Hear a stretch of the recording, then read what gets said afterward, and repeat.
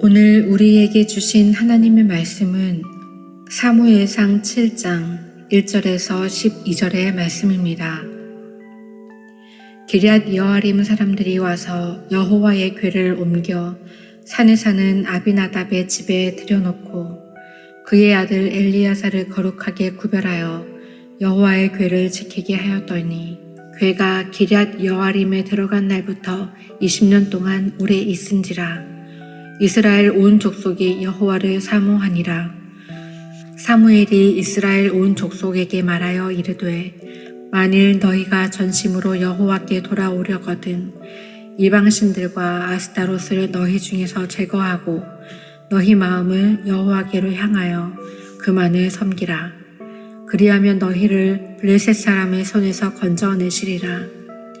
이에 이스라엘 자손이 바알들과 아스타롯을 제거하고 여호와만 섬기니라. 사무엘이 이르되 온 이스라엘은 미스바로 모이라. 내가 너희를 위하여 여호와께 기도하리라 하매 그들이 미스바에 모여 물을 길어 여호와 앞에 붓고 그날 종일 금식하고 거기에서 이르되 우리가 여호와께 범죄하였나이다 하니라. 사무엘이 미스바에서 이스라엘 자손을 다스리니라. 이스라엘 자손이 미스바에 모였다 함을 블레셋 사람들이 듣고 그들의 방백들이 이스라엘을 치러 올라온지라. 이스라엘 자손들이 듣고 블레셋 사람들을 두려워하여 이스라엘 자손이 사무엘에게 이르되 당신은 우리를 위하여 우리 하나님 여호와께 쉬지 말고 부르짖어 우리를 블레셋 사람들의 손에서 구원하시게 하소서 하니 사무엘이 전 먹는 어린 양 하나를 가져다가 온전한 번제를 여호와께 드리고 이스라엘을 위하여 여호와께 부르짖으매 여호와께서 응답하셨더라. 사무엘이 번제를 드릴 때에 블레셋 사람이 이스라엘과 싸우려고 가까이 오매 그날에 여호와께서 블레셋 사람에게 큰 우레를 발하여 그들을 어지럽게 하시니 그들이 이스라엘 앞에 패한지라. 이스라엘 사람들이 미스바에서 나가서 블레셋 사람들을 추격하여 뱃갈 아래에 이르기까지 쳤더라. 사무엘이 돌을 취하여 미스바와 센 사이에 세워 이르되 여호와께서 여기까지 우리를 도우셨다 하고 그 이름을 에베네셀이라 하니라.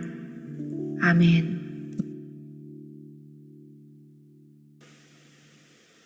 할렐루야, 사랑합니다. 축복합니다. 오늘도 함께 예배를 통해 우리에게 주시는 하나님의 말씀을 기대하며 그 말씀 속에서 우리 함께 은혜 받는 시간 되기를 축복하고 또 바랍니다. 오늘은 사무엘상에 있는 말씀으로 에베네셀이라는 제목으로 함께 말씀을 나누도록 하겠습니다. 먼저 1절과 2절 말씀을 한번 바로 읽어보겠습니다. 화면을 보시고 우리 같이 읽어보겠습니다.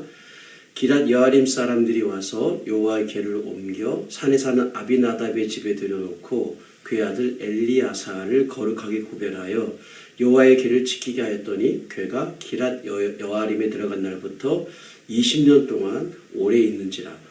이스라엘 온 족속이 여호와를 사모하니라. 오늘 본문의 말씀은 블레셋과의 전쟁에서 언약궤를 빼앗기고 난 다음에 언약궤가 다시 돌아온 이야기입니다. 유대인들의 입장에서는 언약궤가 다시 돌아왔다. 이보다 더 좋은 일은 없을 겁니다. 그런데 막상 언약궤가 돌아오고 난 이후부터 이스라엘 내에 사건 사고가 일어납니다. 언약궤가 돌아오고 나니까 이 사고가 자꾸 발생하니까 자신들 딴에는 감당이 잘 안 되는 겁니다. 그래서 어떻게 했는가? 방금 읽었던 2절 말씀에서 이런 얘기가 있죠. 1절에 보시면 언약궤를 기럇 여아림으로 옮겨버립니다. 그런데 그 기럇 여아림으로 옮겼던 그 언약궤조차도 그 지역의 사람들이 감당을 못하는 겁니다. 그래서 어디로 보냅니까? 산골짜기로 보내버립니다. 1절 말씀 한번 읽어보겠습니다. 보시면 산에 사는 아비나답의 집으로 여호와 궤를 옮겼다라고 되어 있습니다. 산에 사는 아비나답, 즉 산골짜기로 보내버렸다는 겁니다. 블레셋과의 전투에서 승리를 위해서 언약궤를 앞세워서 나아갔을 때는 언제고 이제는 언약궤가 멀리 있으면 있을수록 좋다. 괜히 가까이 두면 뭔가 안 좋은 일이 생긴다. 사건 사고가 생긴다. 그런 태도를 오늘 본문에서 보이고 있는 것입니다. 예를 들면 이런 겁니다. 사랑하는 연인들이 서로 사랑할 때는 매일 보고 싶죠. 게다가 지역이 좀 다르면 정말 그립죠. 그러다가 시간이 지나면 매일 보고 매일 함께하기 위해서 결혼을 결정합니다. 결혼합니다. 그런데 결혼하고 나서 매일 막상 그 그립던 그 서로에 대해서 매일 막상 보고 만나고 함께하는 시간이 많아지면 어떻게 됩니까? 항상 좋습니까? 다투죠. 다투기도 합니다. 그럴 거라고 상상도 못 해봤던 의견 대립도 일어납니다. 서로가 문제가 자꾸 발생하고 어느 순간에는 좀 떨어져 있는 게 적당한 거리를 유지하는 게 서로에게 편하겠다라는 생각을 하게 됩니다. 뭐 다 그런 건 아니겠지만 일반적으로 보통 그렇습니다. 사실 오늘 본문이 딱 그런 상황입니다. 멀리서 바라볼 때는 그리워서 정말 그리운데 만나기만 하면 사건 사고가 생긴다는 겁니다. 여러분 혹시 주님과의 관계가 그렇지는 않으십니까? 먼 발치에서 바라보는 주님은 너무 괜찮아요. 약간의 거리를 두고 바라보는 주님, 따라가는 그 주님은 정말 괜찮은 것 같아요. 그런데 가까이 더 가면 뭔가 하나님이 내게 헌신을 요구할 것 같아서 혹시 마음이 무겁습니까? 주님과 가까워지면 내 인생에 예상치 못한 일들이, 사건들이 발생할 것 같아서 내가 컨트롤할 수 없는 일들이 생길 것 같아서 그래서 두려워서 부담스러워서 주님과 먼 발치에서 거리를 두고 나는 주님께 가까이 가지 않겠습니다. 뭐 그런 마음가짐으로 여러분 혹시 신앙생활 하시는 분들이 계십니까? 영화를 보면서 혹은 드라마를 보면서 늘 이해가 안 되는 대사가 하나 있습니다. 이런 얘기죠. 사랑하기 때문에 우리는 헤어져야 된다. 사랑하기 때문에 우리는 더 이상 만날 수 없다. 참 이상한 말이죠. 사랑하기 때문에 헤어진다. 사랑하기 때문에 더 이상 우리는 만날 수 없다. 요즘 그런 드라마는 없겠지만 보통 이런 대사는 7, 80년대 좀 오래된 드라마나 영화에 보면 이런 대사들이 자주 나오곤 했었습니다. 그런데 사랑하기 때문에 우리는 헤어져야 된다. 이 대사가요. 생각해보면 심오한 의미를 담고 있습니다. 그게 뭐냐? 사랑하지만 같이 있으면 불행하다. 내가 당신을 심히 사랑하고 사모하고 그리워하지만 같이 있으면 문제가 생긴다. 그러니 떨어져 있는 것이 좋겠다라는 겁니다. 여러분 언약궤로 인해서 사건 사고가 계속 일어나는 것은 하나님이 어떤 위험 인물이기 때문이 아니라 이스라엘이 범죄했기 때문이었습니다. 마치 하나님이 위험 인물인 것처럼 하나님의 임재를 의미하는 그 언약궤를 그런데 이스라엘은 멀리 산골짜기에 갖다 놔버린 것입니다. 하나님의 임재를 격리 수용한 것입니다. 그런데 2절 말씀에 보면요. 이렇게 얘기합니다. 또 이스라엘 온 족속이 여호와를 사모하니라. 하나님을 사모한답니다. 여러분 사모하니라. 사모하면 같이 살면 되지 않겠습니까? 그렇게 사랑하면 같이 지내야 되잖아요. 그런데 사모하니라. 사랑하지만 20년 동안 하나님의 언약궤를 산골짜기에다가 집어넣어 버렸습니다. 뭔가 굉장히 모순된 모습 아닙니까? 사랑하고 사모하지만 어떻다는 겁니까? 먼 발치에서 바라보겠다는 얘기입니다. 그런 신앙이었다는 거죠. 그런데 이어지는 스토리를 보면 산에 사는 아비나답의 집에 언약궤를 격리 수용하고 난 다음에 그 아들 엘리야사를 세워서 그 언약궤를 정성스럽게 지키게 했습니다. 그렇게 20년이라는 세월을 매일 한결같이 그 하나님의 언약궤를 지켰습니다. 그 결과가 어떻게 됐습니까? 아비나답의 집이 하나님이 그 가정에 엄청난 복을 주셨습니다. 무슨 얘기인가? 주님은 가까이 하기 너무 먼 당신이 아니라 가까이에서 그 주님을 사랑하고 사모하며 그 주님의 임재를 늘 지켰던 그 가정에 하나님이 놀라운 축복을 주셨다라는 사실입니다. 여러분 우리도 마찬가지입니다. 산골짜기에 있는 것처럼 세상에 드러나지 않고 사람들에게 드러나지 않지만 주님과 아름다운 교제를 나누는 사람들이 있습니다. 골방에서 주님과 나눈 그 대화, 그 사랑의 그 교제, 그 사랑의 관계를 어떻게 사람들이 알 수가 있겠습니까? 어떻게 골방에서 나눈 그 주님과의 친밀감을 사람들에게 다 설명하고 이야기할 수 있겠습니까? 여러분, 산속에 있지만 보물 같은 사람, 아비나답과 그 아들 엘리야살과 같은 사람들, 여러분, 이런 사람들이 저와 여러분의 신앙이 될 수 있기를 주님의 이름으로 축복합니다. 먼 발치에서 주님을 바라보겠다가 아니라 주님께 더 가까이 나아갈 수 있기를 축복합니다. 아멘. 자, 이어서 오늘 보면 3절과 4절 말씀을 우리 한번 읽겠습니다. 자, 시작. 사무엘이 이스라엘 온 족속에게 말하여 이르되 만일 너희가 전심으로 여호와께 돌아오려거든 이방 신들과 아스타롯을 너희 중에 제거하고 너희 마음을 여호와께로 향하여 그만을 섬기라. 그리하면 너희를 블레셋 사람의 손에서 건져내시리라. 이에 이스라엘 자손이 바알들과 아스타롯을 제거하고 여호와만 섬기니라. 아멘. 3절에 그만을 섬기라 라고 이렇게 명령하고 권고한 것을 이스라엘 백성들이 그대로 지켰습니다. 그래서 4절에서 그 여호와만을 섬기니라 라고 말씀을 합니다. 여러분, 이 말씀은 드디어 사무엘이 본격적으로 활동하기 시작한 시점이 됩니다. 언약궤가 빼앗겼다가 돌아온 이후로 20년이 지났습니다. 자, 본격적으로 사무엘이 활동하기 시작했다? 그러면 언약궤가 돌아온 지 20년이 되었다면 사무엘의 나이는 아마도 30대 초반 혹은 중반 정도 됐을 것으로 추정이 됩니다. 드디어 사무엘이 온 이스라엘 족속에게 말합니다. 3절 말씀에 보면 너희가 전심으로 여호와께 돌아오려거든 이방신들과 아스타롯을 너희 중에서 제거하고 너희 마음을 여호와께로 향하여 그만을 섬기라 말씀합니다. 여러분, 이 말씀이 얼마나 귀하고 얼마나 이 말씀이 기다려졌는 말씀인지 모릅니다. 무슨 얘기냐면 사사시대 350년을 보통 얘기하는데 사사시대 350년 동안 이 말, 3절의 이 말, 너희가 전심으로 여호와께 돌아오려거든 이방신들과 아스타롯을 너희 중에 제거하고 너희 마음을 여호와께로 향하여 그만을 섬기라. 이 말은요, 지난 사사시대 350년 동안 한 번도 듣지 못했던 말이었습니다. 그러면 350년 이전에는 그럼 누가 이 말을 했을까요? 누군가는 했겠죠. 여호수아가 이 말을 했습니다. 여호수아서 24장 14절에서 15절 말씀을 우리 함께 화면을 보시면 좋겠는데요. 같이 읽습니다. 시작. 그러므로 이제는 여호와를 경외하며 온전함과 진실함으로 그를 섬기라. 너희의 조상들이 강 저쪽과 애굽에 섬기던 신들을 치워버리고 여호와만 섬기라. 만일 여호와를 섬기는 것이 너에게 좋지 않게 보이거든 너희 조상들이 강 저쪽에서 섬기던 신들이든지 또는 너희가 거주한 땅에 있는 아모리 족속의 신들이든지 너희가 섬길 자를 오늘 택하라. 오직 나와 내 집은 여호와를 섬기겠노라 하니. 아멘.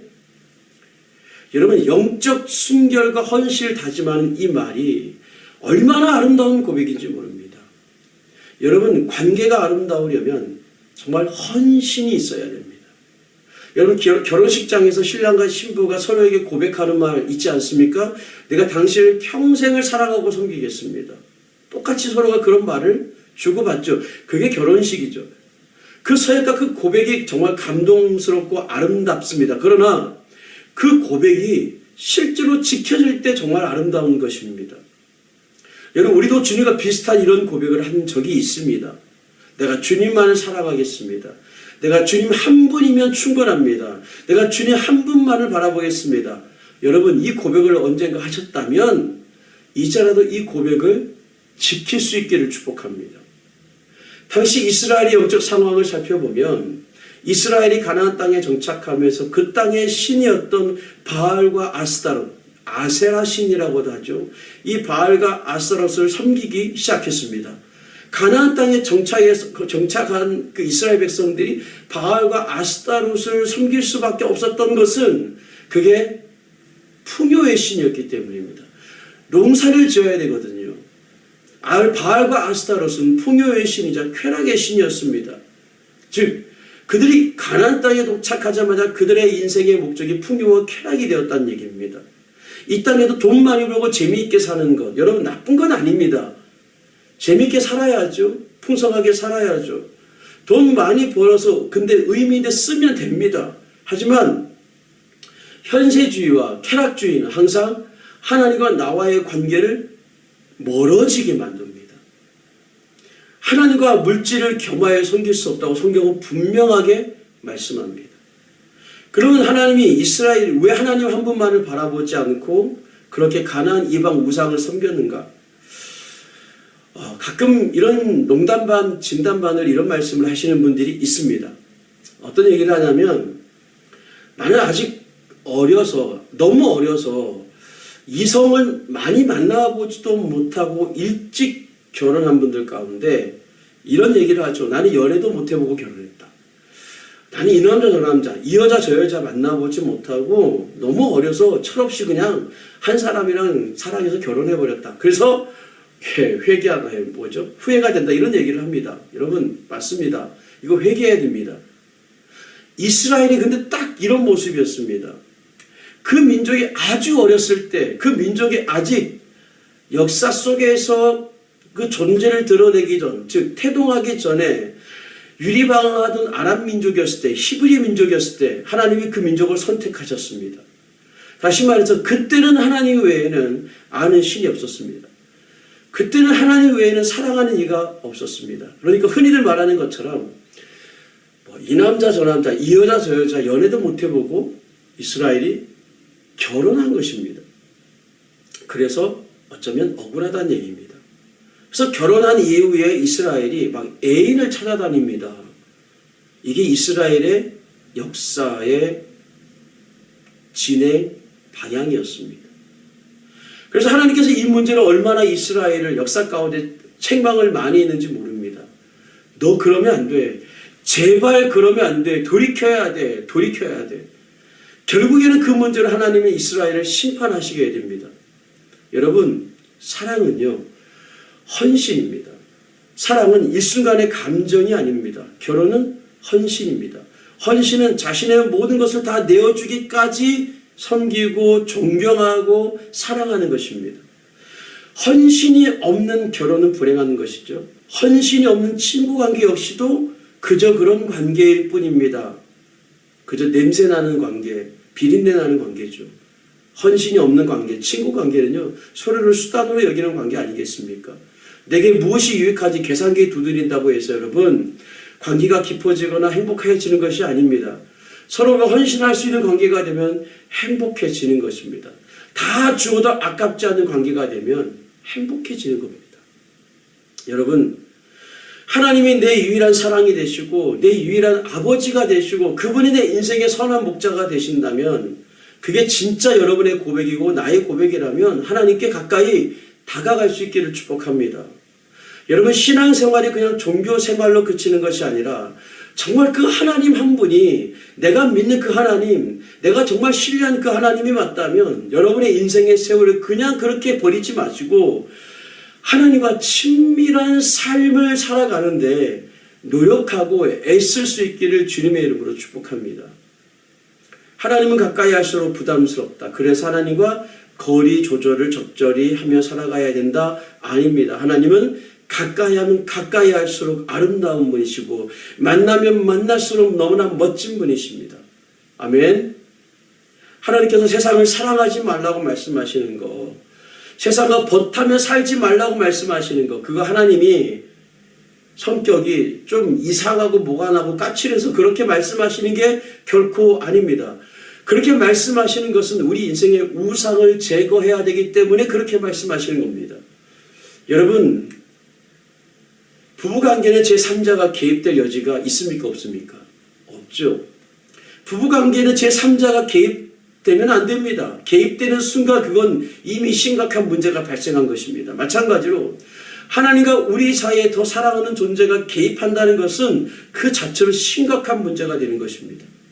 여러분 하나님은 질투하시는 하나님이십니다. 여러분 하나님이 질투하신다?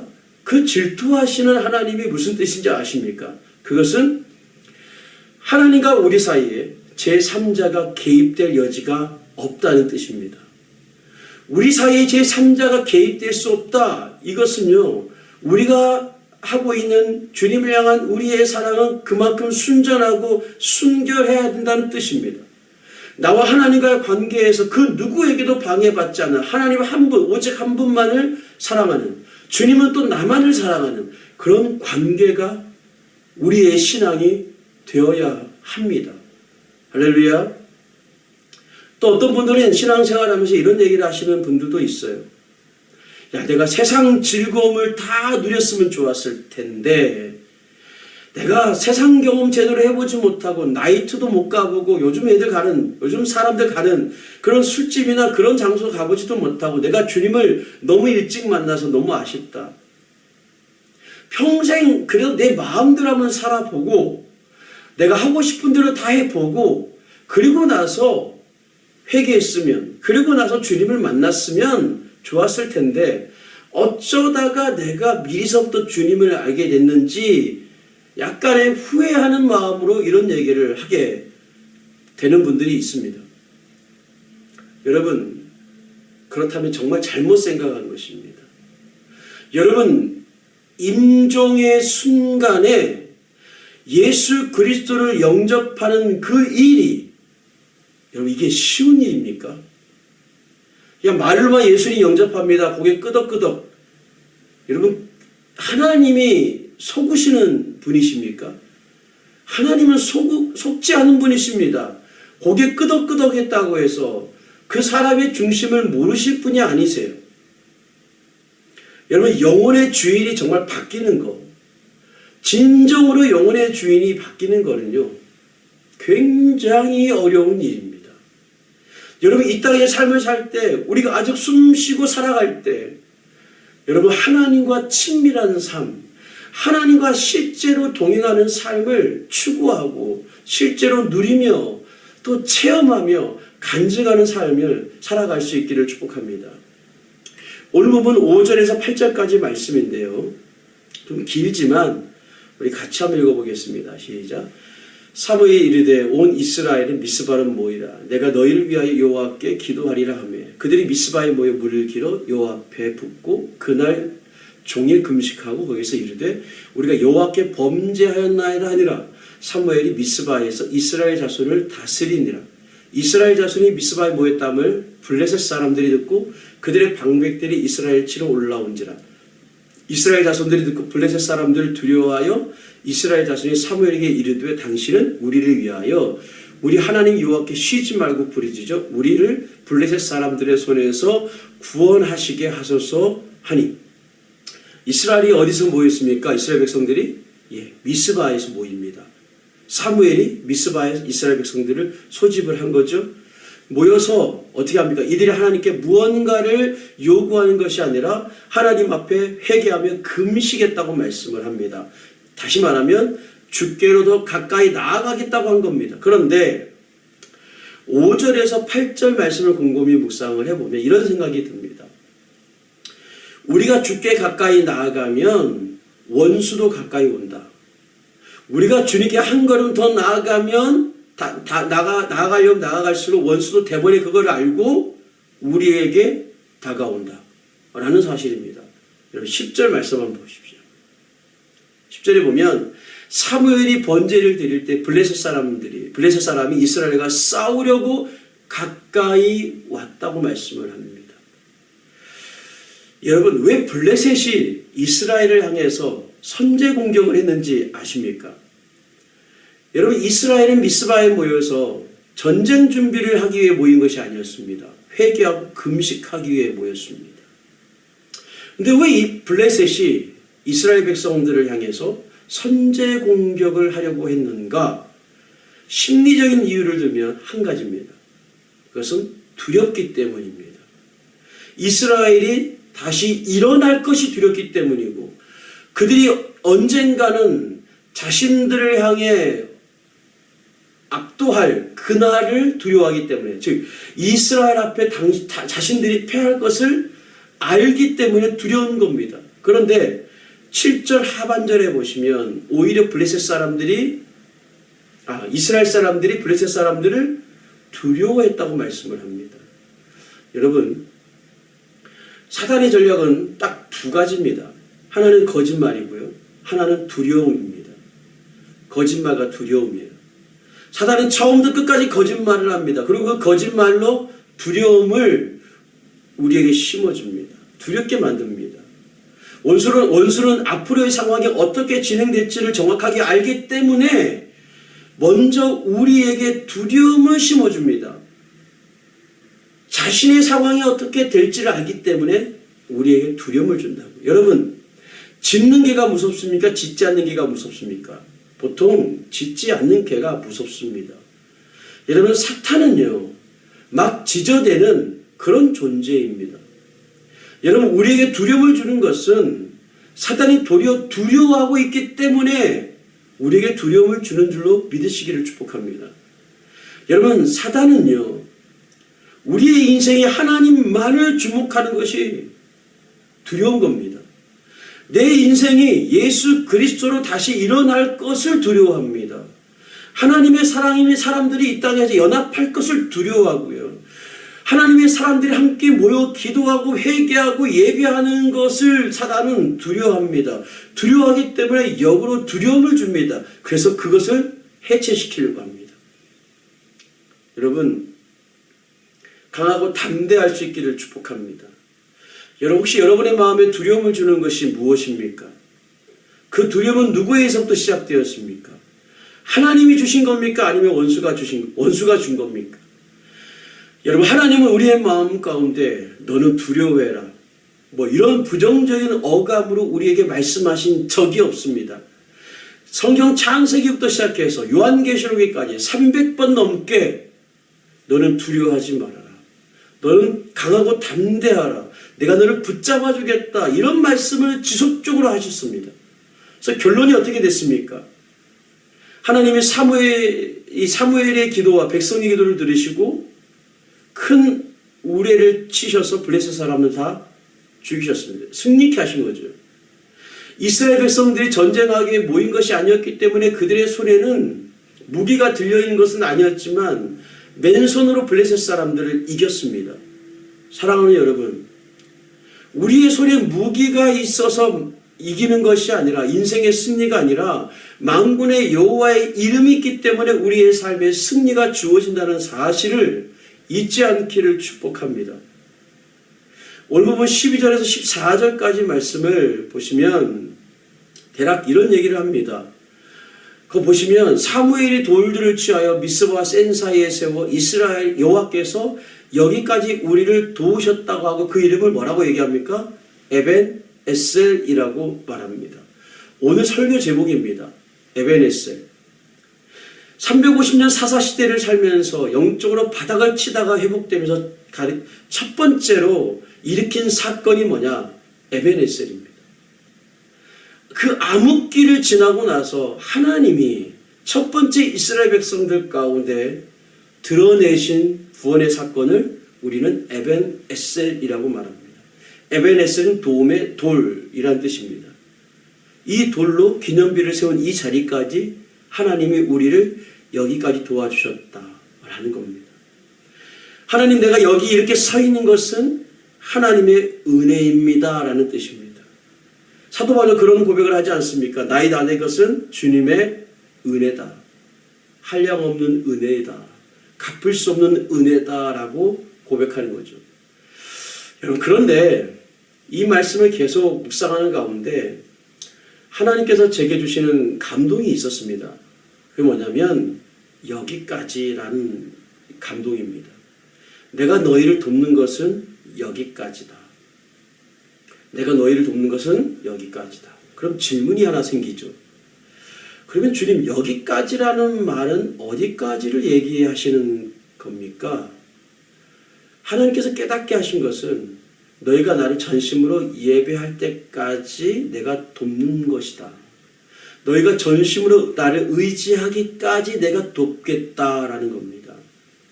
마치 여호수아가 아말렉 민족속과 싸울 때 모세의 손이 올라갈 때는 하나님이 도우셨고 그 기도하는 손이 멈추면, 손이 내려오면 하나님이 도와주시 않으신 것처럼 우리가 하나님을 온전히 의지하고 부르짖어 기도하는 동안은 하나님이 우리를 도우신다는 것입니다.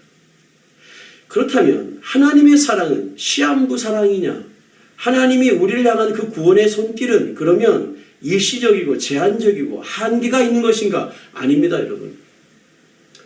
여러분, 우리를 향한 하나님의 사랑은요, 평생 개런티, 그 보증을 해주십니다. 아멘. 그러나 중요한 것은 뭐냐? 구원의 손길은 항상 여기까지라는 겁니다. 구원의 손길은 항상 여기까지, 즉 현재형이라는 겁니다. 여러분, 만약에 하나님께서 그렇게 하지 아니하신다면 그냥 무조건 우리의 평생을 개런티해 주시면, 보증해 주시면 어떻게 되는가? 그러면 우리는 늘 뒤로 물러납니다. 우리의 마음은요, 그러면 쉽게 변심하게 되어 있습니다. 늘 세상으로 돌아갑니다. 쉽게 넘어집니다. 여러분, 그러므로 하나님의 사랑은 영원하지만 하나님의 구원은 언제나 뭡니까? 현재형입니다. 여러분, 이해가 되시는지 모르겠습니다. 마치 이렇게 설명할 수 있습니다. 아이가 태어났습니다. 그리고 12개월 될 쯤에 이 아이가 걷기 시작하죠. 물론 그 중간에 한번 뒤집죠. 아이가 걷기 시작할 때, 걸음마를 할 때 여러분 부모가 어떻게 해줍니까? 이 아이가 걸음마를 시작하자마자 바로 막 걸어갑니까? 달려갑니까? 아니죠. 이제 막 걸음마를 시작할 때 부모는 그 아이의 손을 잡아줍니다. 그리고 그 아이가 잡아주다가 어느 순간에 부모가 손을 딱 놓죠. 그리고 그 부모는 한 2걸음, 1걸음 정도 살짝 뒤로 빠집니다. 그리고 스스로 걸어올 때까지 기다려주죠. 그리고 넘어질 것 같으면 또 잡아줍니다. 그리고 나서 또 손을 잡고 이렇게 세운 다음에 또 뒤로 물러납니다. 또 다가오다가 넘어질 것 같으면 또 잡아주죠. 여러분, 아이들도요, 처음 걸음마를 시작하면요, 굉장한 긴장감이 있습니다. 걷다가 잘못해서 넘어지면 마치 세상이 완전히 무너진 것처럼 큰일이 나죠. 울고불고 난리가 납니다. 그래서 긴장감이 있습니다. 그러나 걸어서 기다리고 있는 엄마, 기다리고 있는 아빠의 품에 안길 때, 그때 이 아이가 만약에 말을 할 수 있다면 그 아이는 그 부모의 품속에서 이런 얘기를 할 겁니다. 에베네셀, 여기까지 나를 도우셨다. 여기까지라는 겁니다. 그러나 또 부모는 어떻게 하죠? 또 한 발자국 뒤로 물러서서 또 아이가 올 때까지 기다리죠. 그리고 넘어질 때 부모가 딱 붙잡아주고 안아주면 그 아이가 부모의 품속에서 뭐라고 외친다고요? 에베네셀.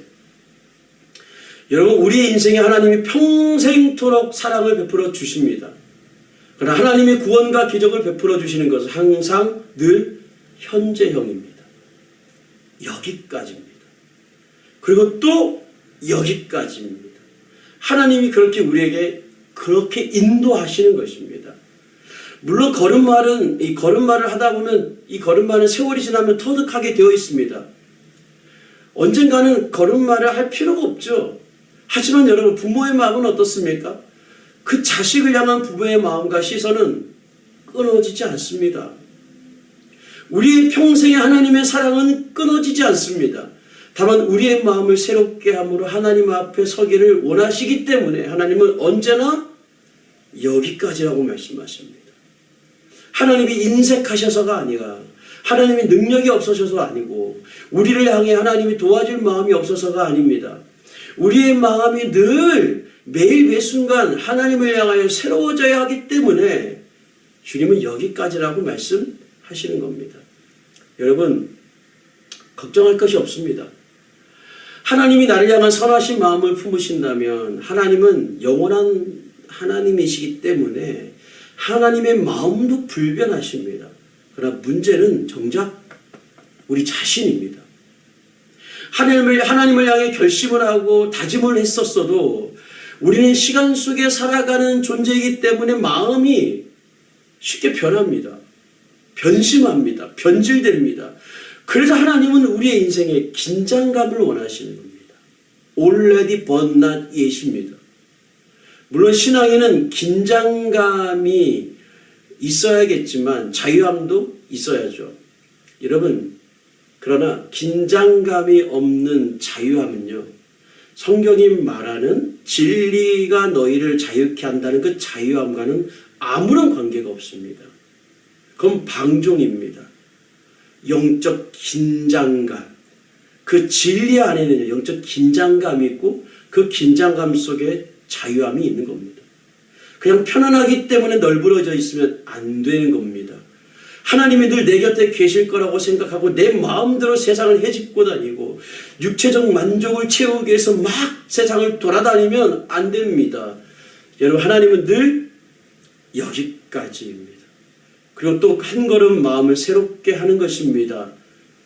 여기까지 하나님이 나를 도우셨고 또 여기서부터 또 한 걸음 주님을 향하여 마음을 새롭게 하면서 또 한 걸음 인생을 살아갑니다. 그리고 하나님 또 거기까지 도우셨다, 에베레스를 고백하는 거죠. 그리고 또 마음을 새롭게 함으로 하나님께 한 걸음 나아가는 겁니다. 그게 에베레스의 의미입니다. 사랑하는 여러분, 여기까지 나를 도우신 하나님, 그 하나님 앞에 나의 마음을 또 새롭게 할 때 거기서부터 나의 인생을 새롭게 도우실 줄로 믿으시기를 축복합니다. 여러분의 인생 가운데, 우리의 삶 가운데 그런 하나님의 구원을 체험하기를 축복합니다. 할렐루야. 우리 시간 말씀을 생각하시면서 우리 함께 기도하며 나아가겠습니다. 올 한 해 주제가 말씀이 진리가 우리의 삶의 결론이 되게 하라는 주제를 가지고 우리 2026년을 이 슬로건을 가지고 우리가 나아가고 있는데, 여러분, 하나님의 말씀은요, 또 하나님의 사랑은요, 그냥 무작정 우리의 인생을 평생 그냥 영원히 보증해 주는 것이 아닙니다. 당연히 하나님의 사랑은 불변합니다. 그분의 구원은 당연히 영원합니다. 그분은 우리를 향하여 사랑과 그 시선을 떼지 않으실 겁니다. 그러나 우리의 인생은 시간 속에 살기 때문에, 변심하기 때문에, 늘 넘어지기 때문에, 하나님 향해 돌아서기 때문에 하나님의 구원은, 그분의 도우심은 현재형이라는 겁니다. 제가 기도하실 때 하나님, 올 한 해 살아가는 동안 진리가 우리의 삶의 결론이 되게 하시고 날마다 한 걸음 한 걸음 하나님의 도우심을 구하며 마음을 새롭게 함으로 하나님께 한 걸음 더 나아가는, 그래서 우리의 삶의 이 여정에 에베네셀 그렇게 외치며 간증하는 우리의 삶이 될 수 있기를 이 시간 말씀을 생각하시면서 함께 기도하며 나아가겠습니다. 기도하겠습니다.